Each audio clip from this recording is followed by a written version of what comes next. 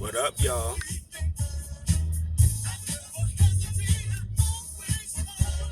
I need some Rick James on a Friday morning. You know what it is. I'm just really excited. The stage is set. Sunday is going to be the 1 o'clock game, Philly versus the Wizards. And the 7 o'clock game is the 4 versus 5 Atlanta Hawks at the New York Knicks. 15,000 capacity. Not 13, because 13 sold out too fast. And you got, I'm sorry, listen, I gotta say it. I gotta say it. You got James Harden doing Little Romeo online university commercials to get people to, come to the games for a super team that was supposed to be running New York. It's amazing. We got Knicks fans flying down to Atlanta, messing with Atlanta's tickets because we trying to go see it, and them jokers gotta have the Harden discount, like State Farm or something. Wow, it's wild different. It's wild different when it all comes down. You know what I mean? Y'all can talk agendas, and y'all were talking agendas for a wild minute. The last couple of months, y'all talking about the Knicks Nets rivalry. There's no rivalry yet.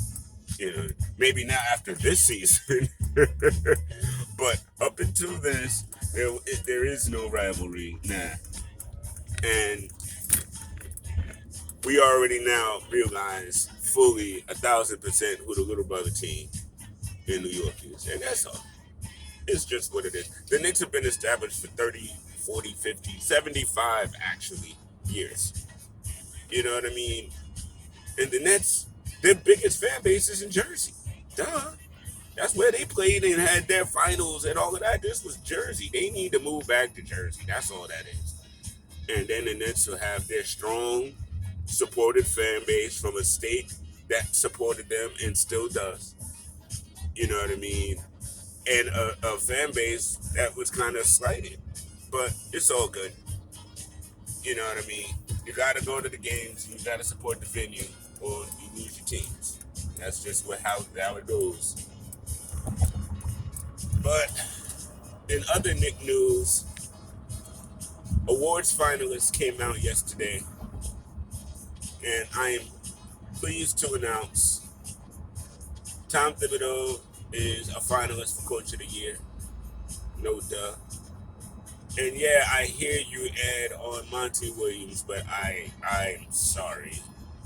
Tom should win that one hands down.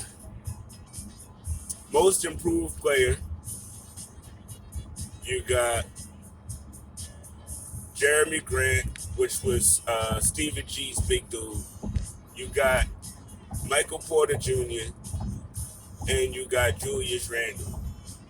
He should win that one outright. So fast.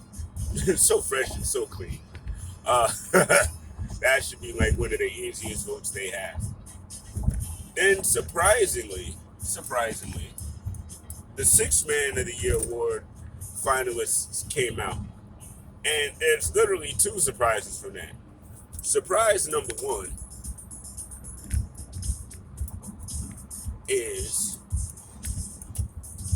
that there are two members of the Utah Jazz. So either, and the other one is Derrick Rose. So you got either Utah or us. Nobody else had any kind of six-man step out. It's weird to have two six men from one team. That's kind of weird. But at the same time, I was surprised that Derrick was nominated because we didn't have him the whole year. You know what I mean? But yeah, the proof is in the pudding. But see, this is where I get confused. Because the proof is in the pudding with him. But Emmanuel quickly didn't even make the list.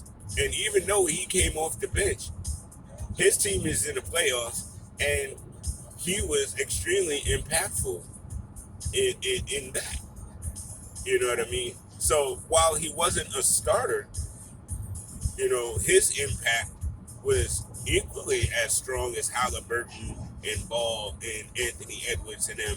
And quite honestly, and I can say this because the Knicks were not deemed to be a playoff team in the offseason. So when the season began, nobody was thinking about the Knicks. Nobody was thinking we was going to be in a playoff contention hunt or anything. So when our rook steps up and hits those baskets and keeps us alive and helps us win these games, that should count because he's the only rookie that actually has a winning record of the three that are actually finalists. So it is what it is. For some categories, the criteria I guess is different. I don't know, but I'm here to say it, and I don't really care who thinks I'm out of my gourd because listen, I'll be that, but I really don't think that I am. And we had a conversation, my wife, my son, and I yesterday because the MVP list came out as well, and Julius wasn't on it. And I was quietly very confused about that, how Steph Curry could be on it and Julius couldn't. I don't understand.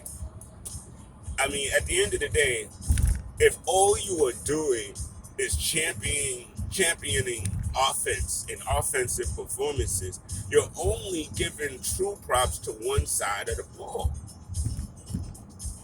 I mean, Steph, yeah, you had Wiggins and Oubre in them, and you made it into, well, you're playing in for the 8th seed right now. You know what I mean? Cool. You had some really tremendous offensive outputs. Great. Knicks wasn't even supposed to be a playoff team.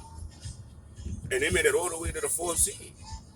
Julius, numbers well they either 24 or 26, I forget. 24, 10, and 6. You know what I mean? Best Knick numbers of all Knicks. Period. All-star. You know what I mean?